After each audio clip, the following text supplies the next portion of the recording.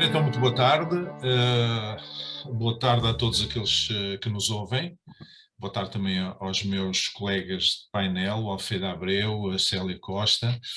Depois deste interregno das férias, um bocadinho de férias prolongadas, não é? Nós estamos a voltar numa segunda série deste programa do Reflexos de Vida e Fé até ao Natal. E hoje temos uma temática que já vai ser apresentada pelo Alfredo, seguidamente, e voltamos a esta periodicidade de 15 em 15 dias para estar convosco, às vezes com um convidado ou uma convidada, portanto, para falar sobre assuntos que têm a ver com a vida e com a fé, justamente como diz o nome do programa. São cerca de 45 minutos, uma hora ao máximo, que vamos estar por aqui a falar destes assuntos, e sejam todos muito bem-vindos. E se quiserem colocar questões no chat do Facebook, coloquem, que nós depois poderemos procurar introduzir na conversa. Então, mais uma vez, bem-vindos a todos, e vou passar a palavra então ao Alfredo para eu fazer a apresentação. Obrigado, Briços. Boa tarde a todos também. Amanhã é o Dia Mundial das Cidades e decidimos que era um tema que poderíamos conversar, provavelmente em vários episódios deste Reflexo de Vida e Fé, mas pelo menos para já ter uma pequena visita à cidade e o que ela significa. De acordo com as Nações Unidas, até o ano 2009, não foi há muito tempo, viviam ainda mais pessoas em meio rural do que em meio urbano. Portanto, até uma boa parte das nossas vidas, a maioria da população ainda vivia em meio rural. Hoje já são 55% da população mundial que vive em cidades. Pequena, média, grande dimensão, mas em meio urbano.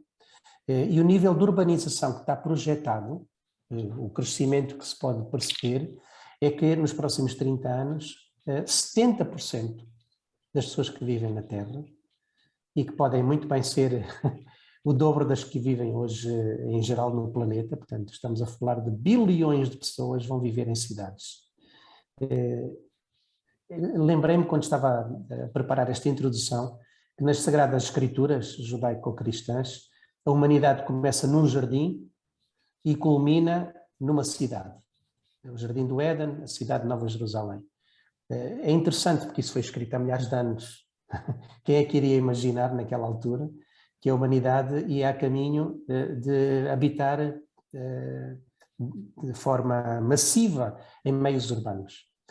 Muitas vezes nós pensamos na cidade como os prédios, as ruas, os jardins, os transportes, uma panóplia de infraestruturas que andam por baixo da terra também, o saneamento básico, eletricidade, etc. Mas o nosso primeiro pensamento sobre cidade deveria ser as pessoas que habitam esses espaços, não é? Que nascem, crescem, vivem e morrem nas cidades. Porque tudo o resto, não é? Os prédios, as infraestruturas, etc., existem para permitir uma vida com qualidade e com segurança das pessoas. Contudo, apesar de o foco dever ser nas pessoas e não nas estruturas que nós criamos e que chamamos cidades, eu diria que os maiores desafios das cidades estão mesmo naquilo que tem a ver com a vida das pessoas, não é? Individualmente, como famílias, como comunidades. É aí que está muito ainda a desafiar-nos, muito por fazer. Mesmo quando falamos de coisas como poluição, trânsito, aquelas coisas que nos chateiam, que nos fazem mal, por exemplo. Porquê é que falamos dos problemas como esses? Bem, porque nos afetam como pessoas. Porque afetam a nossa saúde física, a nossa saúde mental, os nossos relacionamentos. E, portanto, eu gostava de sugerir que, quando pensemos em cidade, pensemos primeiramente nas pessoas e não nos espaços que foram construídos para as pessoas habitarem. Na agenda da cidade haveria muito para falar. Nós poderíamos ficar aqui muitas horas ou muitos dias, porque são muitas as temáticas que o tema, a temática cidade, urbanização, nos pode levar a falar. Nestas conversas que temos aqui a três, para quem não nos acompanhou antes ou já não acompanha há algum tempo, nestas conversas a três nós vamos seguindo um caminho mais ou menos improvisado. Vamos ao sabor das temáticas que tocam e interessam a cada um de nós e, portanto, não sabemos onde é que esta conversa vai terminar exatamente. E, portanto, vamos falando daquilo que nos for ocorrendo. Não estamos aqui para dar conferências, para fazer cursos, para estabelecer doutrinas sobre cidade, não é nada disso, apenas desejamos desfrutar de uma conversa agradável entre amigos, que neste caso são 3 amigos que partilham da mesma fé e que por isso procurarão hoje aqui revisitar a cidade a partir das nossas vivências, das nossas inquietações e sobretudo dos nossos olhares cristãos, que nem sempre são alinhados, mas são sempre de discípulos. E, portanto, também aqui estamos a ouvir-nos uns aos outros e a tentar aprender alguma coisa com o olhar que uns e outros trazem. Então, para lançar esta conversa, que já há conversa demais da minha parte, para dar oportunidade à Célia e ao Briços de começarem, eu lanço uma primeira pergunta e depois vamos ver onde é que isto nos leva no resto desta conversa. Então, em que é que a cidade onde cada um de nós vive, aqui temos Setúbal, Évora e Lisboa, apenas casuisticamente, em que é que a cidade tem mudado nos anos mais ou menos longos em que nós a temos habitado e como é que essa mudança tem potenciado ou desafiado a nossa construção como pessoas e também como pessoas que seguem Jesus. Eu repito a pergunta, depois me digam o que quiserem, não fiquem agarrados a ela, não é? Mas esta ideia de que a cidade muda, tem mudado muito. Eu tenho quase 60 anos agora e, portanto, já vi muita mudança nesta cidade, muita. E achei interessante pensarmos como é que isso me afeta, como é que isso nos afeta, como é que isso nos constrói e muitas vezes nos desafia, não só a ser mais pessoa, mais humano, mas também enquanto seguidor de Jesus, como é que isto interage comigo. Pronto, estão abertas as hostilidades. Muito obrigado.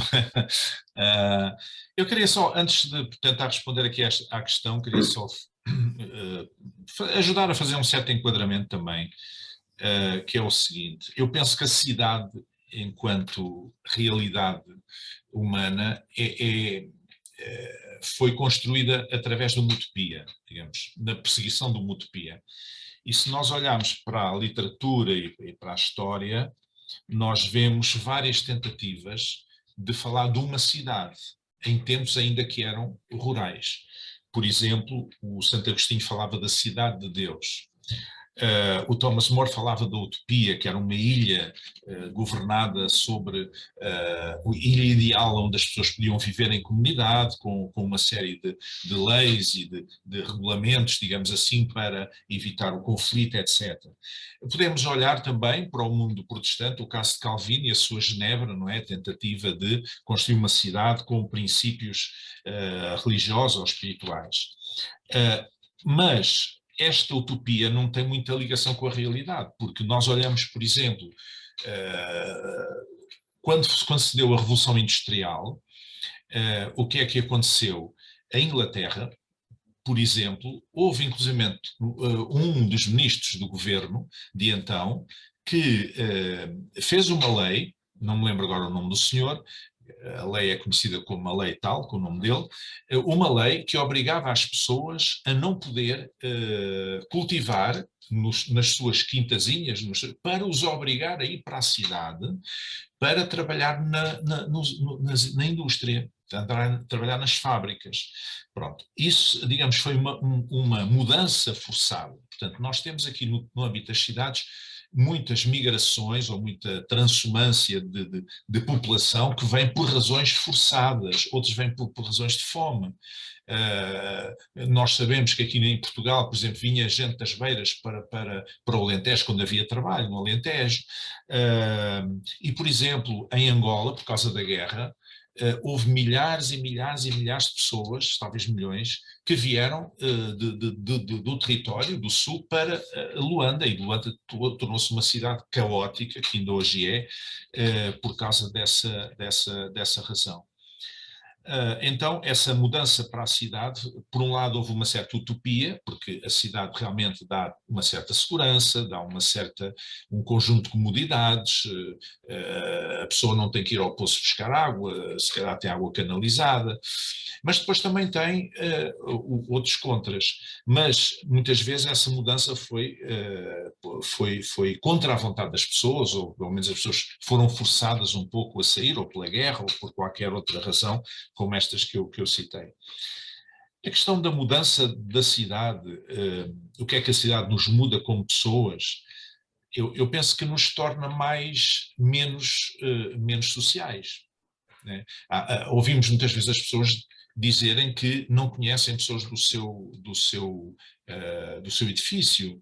Eu moro numa torre de 9 andares, com esquerda e direita, portanto tem 18 condóminos, e há pessoas aqui que eu não sei quem são. Por exemplo, houve aqui um apartamento que foi vendido há pouco tempo, ainda não conheço a pessoa que é proprietária, que até vive no estrangeiro, que entretanto alugou, mas eu nem sei quem. No outro dia encontrei a pessoa e tive que perguntar: olha, a senhora vive aqui, mora aqui no andar tal? Ah, sim, pronto e tal. E falámos ali um bocadinho. Portanto, torna-nos menos sociáveis. Portanto, torna-nos menos sociáveis e como homem é um animal gregário, vamos dizer assim, é um ser gregário, isto retira-nos logo um pouco da nossa humanidade. E como cristãos, de certa forma, põe em causa também um certo sentido comunitário.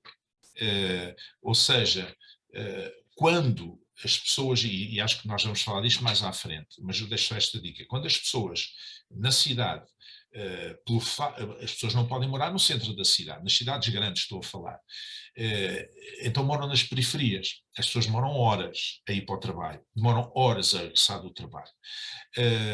Quer dizer que as pessoas chegam à noite, já não têm portanto, vontade de nada, portanto, estão cansadas.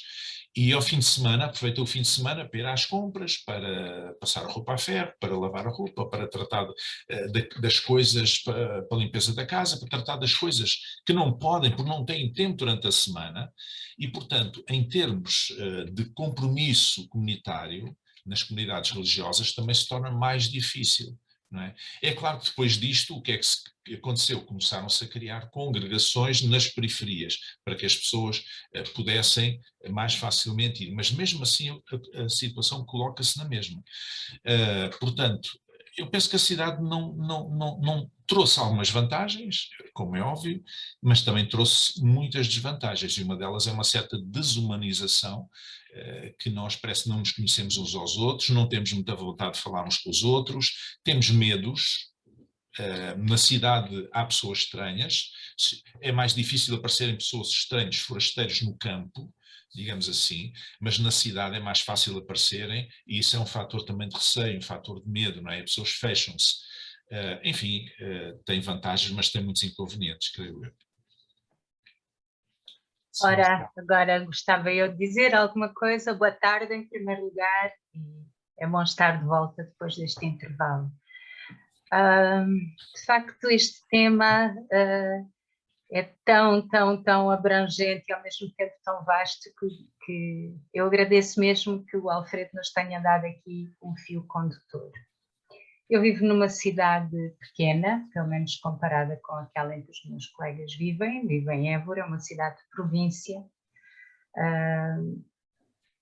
E quando olho, tenho ao todo quase 40 anos de vivência dentro desta cidade, embora não seguidos, portanto em 2 períodos distintos, com um intervalo de alguns anos.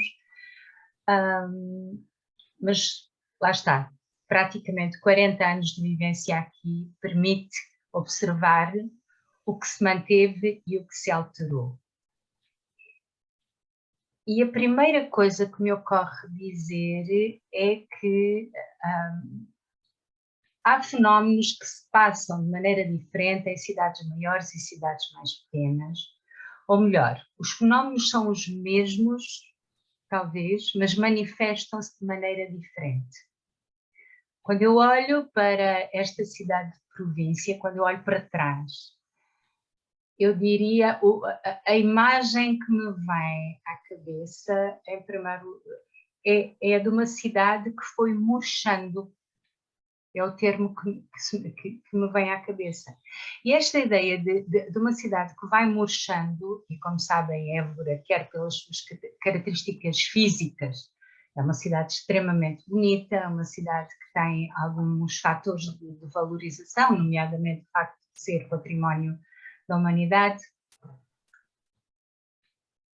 Eu, ao dizer que fui vendo esta cidade a murchar, não me refiro apenas a um fenómeno que é muito falado, que é o do despovoamento, sobretudo dos jovens que vão estudar para fora, apesar de ser uma cidade universitária, e que já não voltam porque há um mercado de trabalho muito, muito escasso, ou então que até estudam aqui, mas depois têm que ir fazer a sua vida para o outro lado. Quando vocês falam na desumanização, quando falam na quebra da socialização entre as pessoas, numa cidade mais pequena como Évora, esse fenómeno não é tão forte, não é tão agudo. Mantêm-se ainda, para o bem e para o mal, laços entre as pessoas que dificultam esse avanço da desumanização e da solidão. Agora, o que eu acho que aconteceu foi que a cidade foi perdendo aquilo que a caracterizava, aquilo que lhe dava uma identidade própria. Penso que isso tem muito a ver com o facto de nós hoje termos acesso a muita coisa, não é? Nomeadamente através da internet. Ou seja, vamos trazendo para a nossa forma de viver coisas e aspectos e manifestações que não são as nossas, que vêm do mundo inteiro, não é? E nós temos uma miúda com 20 anos aqui em Évora a vestir-se, arranjar-se e comportar-se como uma miúda de 20 anos numa cidade americana, não é? E essa descaracterização, essa globalização acabou por levar à perda daquilo que era mais essencial na vida de uma cidade pequena, ou seja, há 40 anos atrás, as pessoas que vinham viver para Évora chegavam aqui e não se encantavam apenas com as ruas muito limpas. Aos poucos iam conhecendo uma certa forma de viver, podiam-se adaptar ou não, mas que era característica desta cidade, era o que dava uma determinada aura a esta cidade. Isso foi desaparecendo sem ser substituído por nada. Ou seja, não houve uma substituição de identidade na cidade. O que houve foi a perda do sentido da própria cidade. Não sei se me estou a exprimir bem, mas esta semana eu lembrei-me que quando o meu filho mais velho era miúdo, teve um formigueiro. Eu acho que até foi o Alfredo que lhe ofereceu o formigueiro. Ele teve um formigueiro, portanto, aqueles são em vidro, não é? Cheios de areia e as formigas andam lá, aquilo foi o cabo dos trabalhos, nem todas as formigas servem para lá ser colocadas, mas a verdade é que quase conseguiu pôr aquilo a funcionar e durou bastante tempo até que um vizinho achou que tinha piada partir aquilo e andámos a encontrar formigas durante muito tempo pela casa.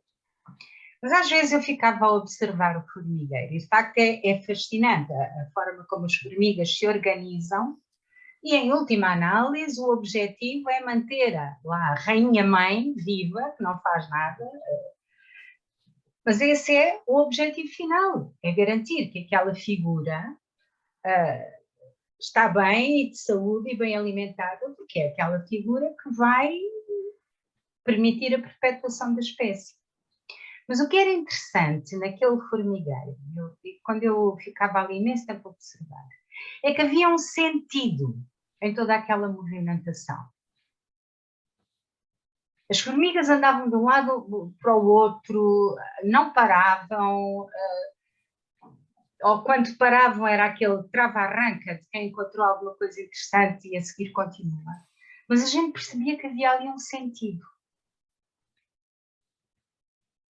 O que me parece é que as cidades estão a perder o sentido.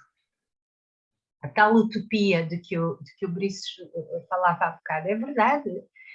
Durante muito tempo, a ideia de ir para a cidade, fosse por necessidade ou por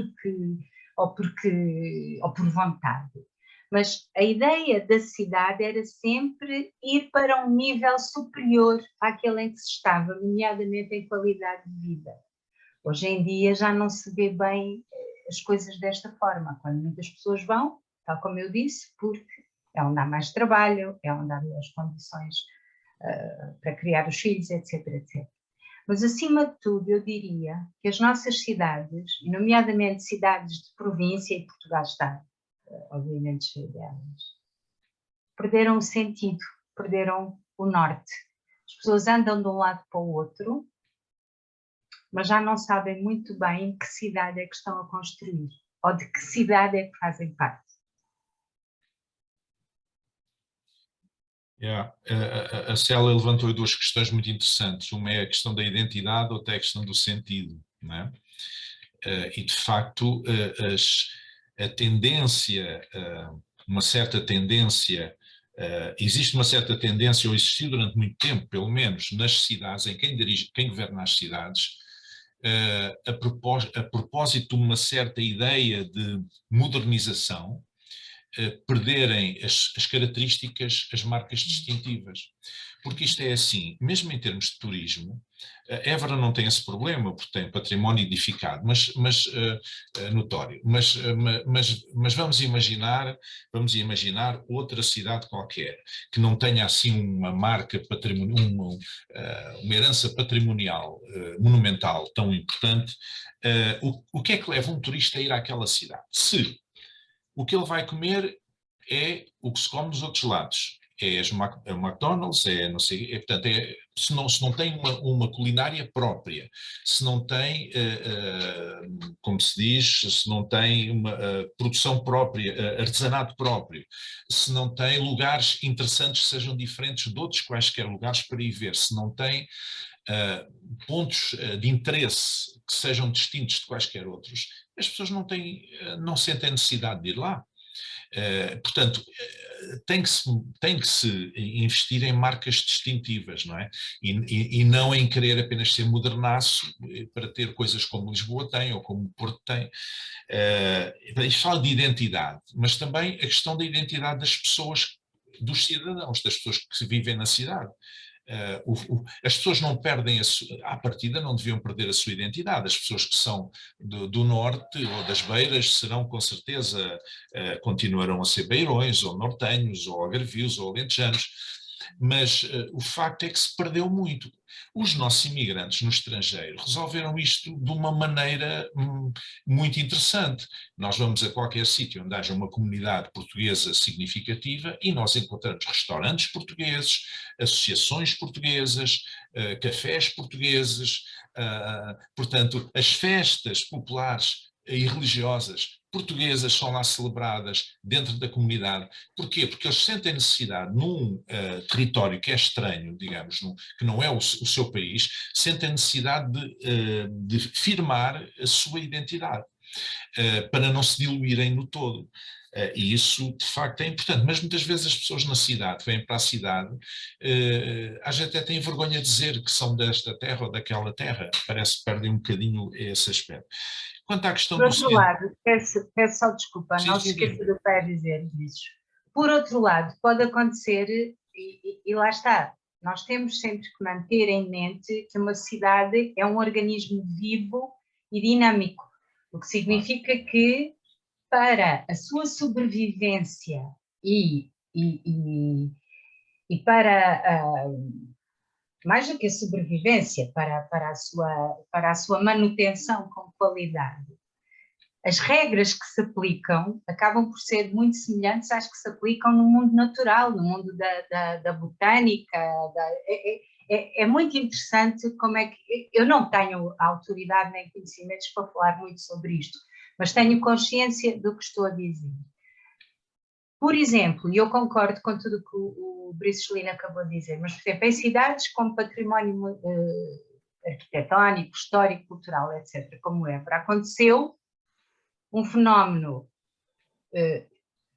interessante, embora não tenha graça nenhuma, que foi exatamente na tentativa de não descaracterizar a cidade,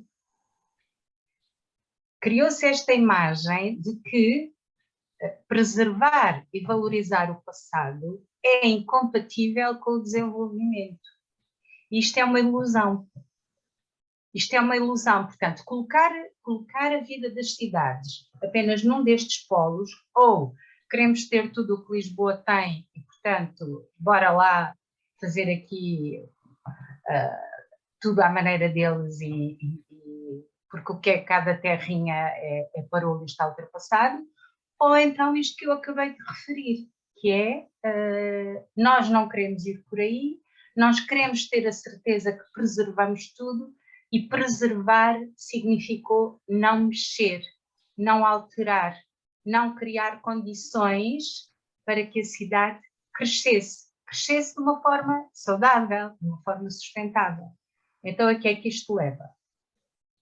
Ao desaparecimento do mercado de trabalho, que faz com que os mais novos vão embora, ao envelhecimento da população e ao desaparecimento da população, ao despovoamento, à morte do centro histórico, que é absolutamente desolador.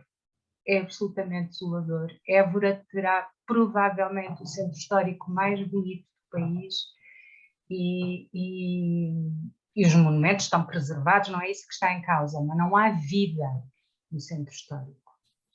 Porque só lá moram os idosos, não é? Que toda a vida ali viveram, ou então quem tiver muito dinheiro para comprar uma casa no centro histórico e viver ali.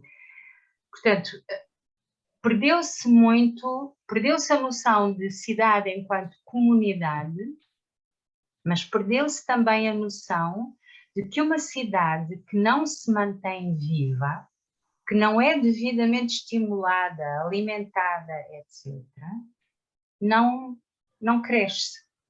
Quando muito, incha, que é uma coisa diferente. E há cidades em que, de facto, a população não para de crescer, mas as cidades realmente não cresceram, não se desenvolveram, limitaram-se a inchar, que é uma coisa diferente e muito, muito pouco saudável. Essa observação, Célia, do que é que está a acontecer com as cidades,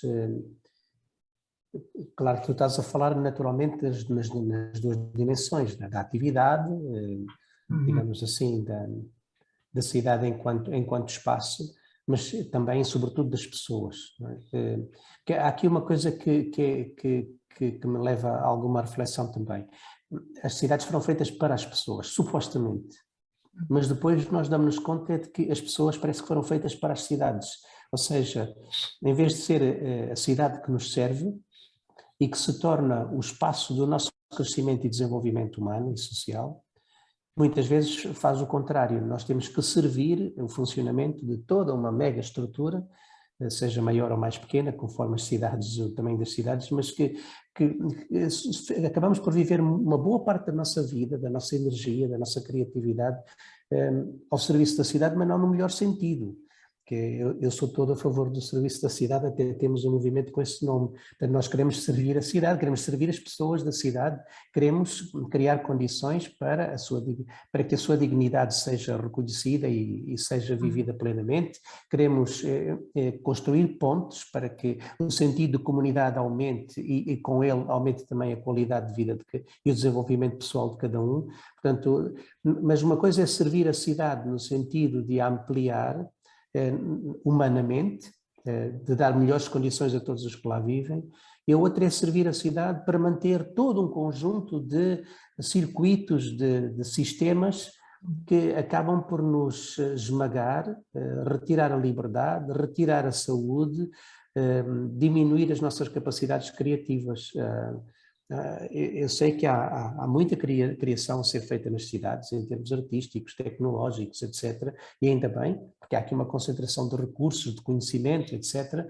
Mas, ao mesmo tempo, cruzamos com multidões de pessoas que não estão a criar. Não estão a criar, não estão a criar-se também. há bocado, quando tu fizeste a tua introdução, e eu acho que já estou a falar demais, mas havia de facto uma parte que eu gostava mesmo que eu gostava de responder, que era quando tu perguntavas como é que nós sentíamos, como é que nós nos sentíamos nesta mudança, como pessoas e como cristãos. E eu acho, e isto obviamente é uma partilha / desabafo muito pessoal. Eu acho que enquanto cidadã procuro cada vez mais aqueles que ninguém vê. E isto é válido, lá está, este é dos tais aspectos que é válido para uma cidade com 2 ou 3 milhões de pessoas e também é válido por alguém, ou é válido para uma cidade que não chega a 60 mil habitantes. Porque há cada vez mais os que ninguém vê. Na cidade grande, lá está a libertação do indivíduo de que falava Moisés Espírito Santo, acabou por se transformar em diluição do indivíduo, não é? Nas cidades mais pequenas, esse fenómeno não acontece da mesma maneira, é verdade, não acontece com a mesma intensidade, mas as cidades pequenas tendem a desenvolver uma característica que é as pessoas funcionam por grupos. Conhecem-se muito bem, tendem a agregar-se naquilo que têm em comum e fazem a sua vida dentro daqueles grupos. E vocês, um é da sociologia, outro é da psicologia, percebem muito bem o que é que leva a que isto aconteça, mas depois é como se sobrassem ali umas franjas de gente que não cabem em lado nenhum e que, à medida que o seu mundo vai desaparecendo, ficam numa espécie de terra de ninguém. As pessoas até podem saber o nome delas, mas elas não encaixam em nenhum daqueles grupos. E eu acho que, olhando para o que foi ou o que tem sido a evolução da cidade nos últimos anos, eu acho que foi isso, sobretudo, que mudou em mim. A dada altura houve um grande apelo de várias partes para eu fazer parte de um daqueles movimentos políticos de cidadãos independentes que estão cada vez a surgir mais à medida que a desilusão com a classe política mais formal vai aumentando. Acontece cada vez mais nos meios pequenos grupos de cidadãos organizarem-se e criarem movimentos de intervenção política e social, etc. Cá em Évora também aconteceu. E num primeiro momento essa ideia até me seduziu bastante, porque pareceu-me que seria a oportunidade ideal para, de uma forma organizada e com representatividade, chegar àqueles que não se veem.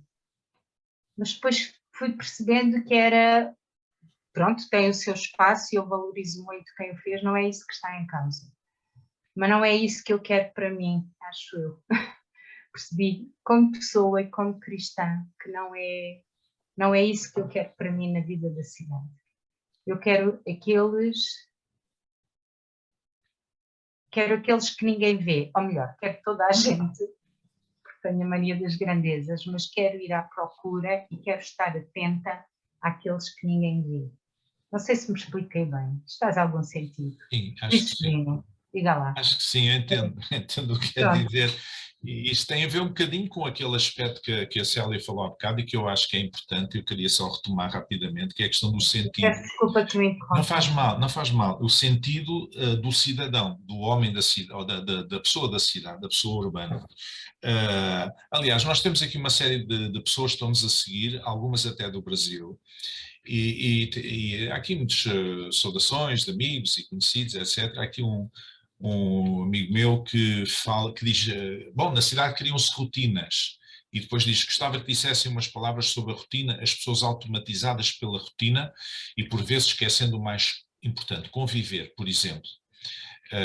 E portanto a rotina gera o stress, diz ele. Eu acho que o sentido da pessoa da cidade não é propriamente viver, é sobreviver. aquele exemplo que eu dei, claro, estou a falar em geral, aquele exemplo que eu dei há bocado da pessoa que mora na periferia de uma grande cidade, tem que gastar 2 horas, pelo menos, por exemplo, desde a sua casa até chegar ao posto de trabalho, mais 2 horas para regressar, mais 7 ou 8 horas de trabalho em cima, isso retira qualquer margem de disposição, de saúde, enfim, de disponibilidade interior e física para poder envolver-se ao longo da semana em qualquer atividade lúdica, digamos assim. E no fim de semana é para pôr as coisas em dia para uma nova semana. Então há aqui uma lógica, o sentido é sobreviver. Não é? Não há um sentido que vá muito para além disso. E por outro lado, como é que nós... Não, mas falando da questão das rotinas, eu gostava de dizer o seguinte, criam-se rotinas na cidade, no campo também há rotinas. No campo também há rotinas. As pessoas levantam-se a uma determinada hora, deitam-se a uma determinada hora, normalmente mais cedo do que na cidade, levantam-se mais cedo do que na cidade, mas o facto é que quando nós olhamos para os idosos, por exemplo, os idosos no campo são mais realizados, penso eu, do que na cidade, muitos deles. Porque na cidade não há grandes ligações. Uma pessoa no campo tem sempre, que viva numa cidade pequena, tem sempre uma rede de relacionamentos muito mais fácil, de onde as pessoas se encontram, etc. Na cidade, se a pessoa morar num dormitório, vai lidar com quem? É um bocado complicado, mesmo assim. Mas eu gostava de falar também sobre como é que nós podemos lidar com gente cansada, sem tempo para nada, mesmo em termos espirituais, mesmo as igrejas, como é que podem lidar com pessoas que estão em esgotamento ou em burnout. E lembrei-me de uma passagem bíblica em que Jesus diz: vinde a mim os que estáis cansados e oprimidos e eu vos aliviarei. Portanto, há aqui uma promessa de alívio para quem está cansado. Mas, de facto, a palavra cansado, no original, significa quem está debaixo de muito esforço, trabalho muito árduo, que luta muito. Portanto, alguém que está cansado de lutar, de trabalhar, que está exausto, digamos assim. E eu vejo aqui o cidadão da periferia, digamos assim, um pouco neste retrato. E oprimidos quer dizer aqueles que estão debaixo da carga, não é? E quando nós olhamos para estas pessoas, como é que nós, ou como é que as igrejas podem trazer uma mensagem de esperança, que a mensagem do Evangelho é uma mensagem de esperança, não é uma mensagem de acusação, não é uma mensagem de condenação, é uma mensagem de esperança. Tal como Jesus disse, vinde a mim eu vos aliviarei, até uma mensagem de alívio. Como é que nós podemos passar na prática essa mensagem a estas pessoas que estão completamente esgotadas, à beira do burnout, e que apenas lutam por sobreviver, não é? Que já desistiram de ter filhos, muitos, outros só têm um para a amostra, para não dizer que não têm nenhum, porque também a vida não é fácil e uma criança custa muito dinheiro, não é? Não sei se vocês que já não têm filhos pequenos, penso eu, sabem quanto é que custa uma lata de leite para um recém-nascido. É um balúrdio, é caríssimo. Quer dizer, e então as pessoas fazem contas antes de se pôr a ter filhos, pessoas que são conscientes fazem contas antes e dizem assim, pá, com o ordenado que eu ganho, que o meu marido ganha, não sei o quê, renda de casa e transportes e isto e aquilo e o outro, alimentação, não sei o quê, como é que nós temos orçamento para ter mais um filho? Não temos. Então preferem não ter. Então a questão que se coloca é esta, como é que nós falamos ao homem sobrevivente, ao homem urbano sobrevivente, cujo sentido é a sobrevivência, para lhe trazer algum elemento de esperança na sua vida, algum alívio, Jesus prometeu, não é? Como é que é possível nós apresentarmos essa mensagem dessa forma? Se eu puder dizer alguma coisa, 2 ou 3 pequenos apontamentos sobre isto. A cidade, volto à minha linha de pensamento, que a cidade supostamente tinha sido feita para nós, para podermos aqui viver como seres humanos plenamente, e depois encontramos-nos na situação em que muitas vezes nós estamos a viver para a cidade e não a cidade a viver para nós. Neste sentido, eu penso que temos muitas coisas boas na cidade a nosso favor. A cidade procura, por exemplo, facilitar a nossa, de alguma maneira ou de outra, facilitar o nosso transporte de um lado para o outro, a conveniência de podermos aceder a muitos produtos de que necessitamos, a serviços de saúde. A cidade, de facto, dá-nos muitas condições, mas não está necessariamente preocupada connosco enquanto pessoas individualmente. Não é? Cada um de nós tem o seu percurso de vida e muitas vezes a cidade não o reconhece, até muitas vezes ignora-o por completo. Daí a invisibilidade que falava a Célia há pouco e que é uma epidemia nas grandes cidades. A invisibilidade mata e mata diariamente e isto era um tema de conversa em si próprio, da invisibilidade. Mas mesmo nesse versículo, nessa afirmação de Jesus, vinde a mim os que estáis cansados e oprimidos, enquanto estavas a citar isso, tive um insight, não sei, isto tem aqui em cima do joelho, não sei se isto vale muito, mas muitas vezes nós pomos a ênfase ou pensamos, vós que estáis cansados e esmagados e diluídos nesse esforço completo, então venham para receber descanso. Mas esquecemos que a primeira coisa para o ter é vir. Venham a mim. É um encontro. E esse vir a mim é um exercício de constância. Na cidade, né, todos os dias nos levantamos, comemos, andamos pela cidade, trabalhamos, voltamos a casa e é a mesma coisa, esse vir a Jesus é uma ação contínua. Aliás, se somos seus seguidores, até devíamos era ir atrás dele pela cidade, que é uma coisa que eu estou a tentar aprender a fazer, é como é que eu posso andar atrás de Jesus na cidade. Mas o vir a ele, que estamos cansados, significa vir a ele, significa adotar uma agenda que ele tem, né? A sua companhia, naturalmente, os recursos que nos disponibiliza, mas é mais do que isso, é vir também à sua agenda.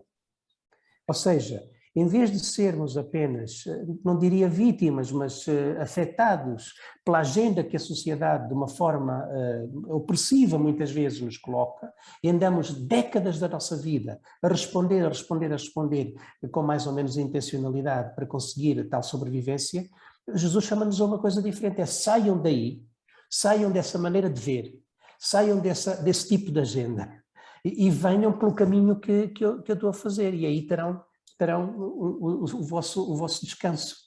O descanso de Jesus vem muito desta mudança, primeiro de entendimento, não é? Da tal metanoia, de olharmos a cidade com os olhos dele e passarmos a viver a cidade com ele. E eu acho que é aí que muitas vezes temos dificuldade, porque muitas das nossas comunidades cristãs não estão sequer estabelecidas entre o seu sentido de comunidade, o seu sentido de ensino, de forma de discipulado, muitas vezes não têm pensado como é que ajudamos as pessoas a reconhecer essa agenda e a aderir a ela. Ficamos muitas vezes por formas religiosas. Sim. Eu vou dizer uma coisa e eu vou pedir-vos que não vejam isto como uma gafe teológica. É só porque eu não consigo exprimir melhor. Vou pensar alto, está bem? Ouvi com muita atenção o que disseste. Então, e se às vezes houver pessoas que só conseguem ir até Jesus se vierem às nossas costas, se nós levarmos ao colo? O que é que eu quero dizer com isto? Há uma mudança que tem que acontecer e que eu concordo e acredito que as comunidades cristãs, na sua maior parte, não estejam a conseguir ser eficazes a esse nível. Mas depois tu tens uma multidão imensa, não é, na cidade, que só vai poder sequer, nem se põe sequer ainda a hipótese do vinde a mim, só vai ter a hipótese sequer de imaginar que há um Jesus até ao qual podem ir e que podem eventualmente vir a conhecer, se nós os levarmos ao colo até lá. Ou seja, eu não estou aqui a beliscar o papel de Jesus e a tentar tirar-lhe a centralidade. O que eu estou a dizer é que nós somos a marca visível, palpável, cheia de defeitos e cheia de fraquezas, mas nós somos muitas vezes o único pedacinho de cristianismo que muita gente vai ver.